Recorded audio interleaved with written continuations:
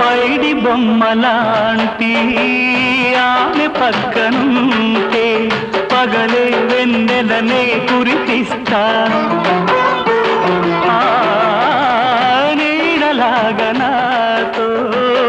ఏడడుగులు సాగితే ఇలలో స్వర్గంనే సృష్టిస్తా రసరమ్యం ఆ రాగ విలాసం రసరమ్యం ఆ రాగ విలాసం వసివాడదు అది ఆ జన్మాంతం అందమైన నా ఊహల మేడకు ఆవిడమణి దీపం అంది అందని నాశలకు ఆమె ప్రతిరూపం ఆ తలపే